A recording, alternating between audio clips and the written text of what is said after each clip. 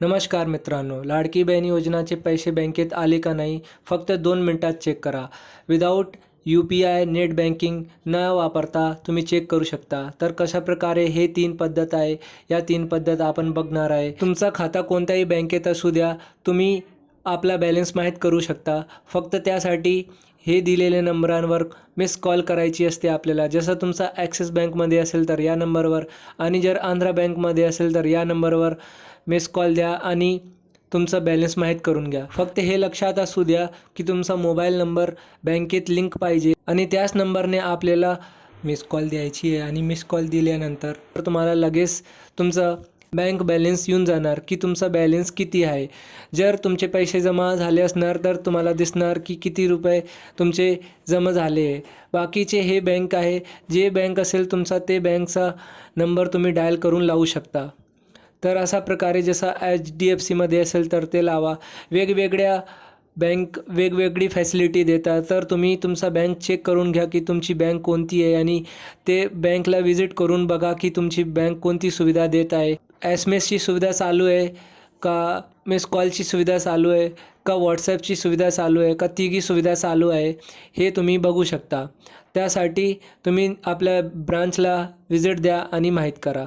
आणि दुसरी सुविधा जशी आपण बघू शकता की हे बॅलन्स माहीत करण्यासाठी SMS सुविधा आहे. म्हणजे आपल्याला BAL असा लिहा आणि अकाउंट नंबर लिहा आणि त्यांना सेंड करून द्या 567612 या नंबरवर.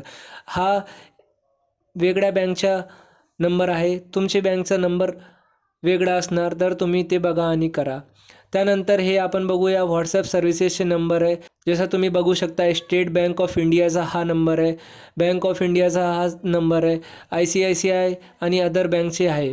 तर तुम्ही ते बघून WhatsApp करू शकता. म्हणजे आधी ते नंबर तुम्ही सेव्ह करा आणि त्यांना नंतर WhatsAppला हाय पाठवा. आता आपण जळगाव जनता बँक या बँकेची WhatsApp सर्व्हिस सुविधा बघूया. अशाच प्रकारे तुम्हाला बाकीचे बँकेचा करायचा आहे. जर तुमचा अकाउंट जळगाव जनता बँकेत असेल तर तुम्ही या पद्धतीने करू शकता, जसं मी तुम्हाला सांगणार आहे. सगळ्यात आधी तुम्हाला त्यांचा नंबर सेव्ह करून घ्यायचा आहे. मग त्यानंतर त्यांना असा हाय मेसेज पाठवायचा आहे. ते पाठवल्यानंतर तुम्हाला असे ऑप्शन येणार, hello welcome to JJSB WhatsApp banking service, आणि त्यानंतर दिलं असणार type BAL or 1 for balance enquiry आणि 2 टाईप करा लास्ट 10 ट्रान्झॅक्शनसाठी. असे बाकीची सर्व्हिस दिली आहे.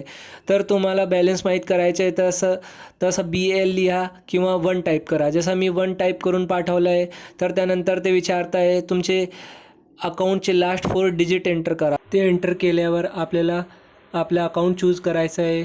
सेविंग आहे, करंट आहे का कोणता अकाउंट आहे. माझा सेविंग अकाउंट आहे म्हणून 1 टाईप केला आणि त्यानंतर तुमची डिटेल येऊन गेली आहे. तुमचा अकाउंटचा बॅलन्स किती आहे, किती तारीखपर्यंत तुम्ही हे बॅलन्स चेक केला आहे.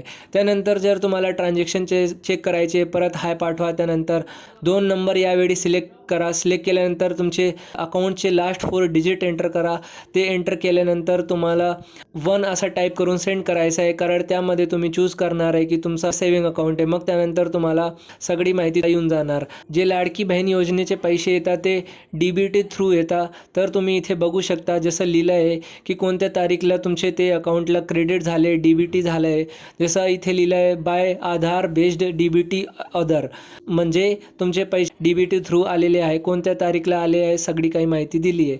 तर अशा प्रकारे तुम्ही हा नंबर सेव्ह करून घ्या. आणि तुमचे काही अडचण येत असणार का तुम्हाला तुमच्या बँकचा माहीत नसणार तर मला नक्की विचारा, मी त्याचे उत्तर नक्की देणार. तुम्ही कोणत्याही भाषेत तुमचे प्रश्न विचारू शकता, हिंदी, इंग्लिश, मराठी, मी त्याचा उत्तर नक्की देणार. आणि कमेंटमध्ये लिहा तुमची बँक कोणती आहे, मी त्याचा नंबर तुम्हाला कमेंटमध्ये देऊन देणार जर इथे लिस्टमध्ये नसणार तर.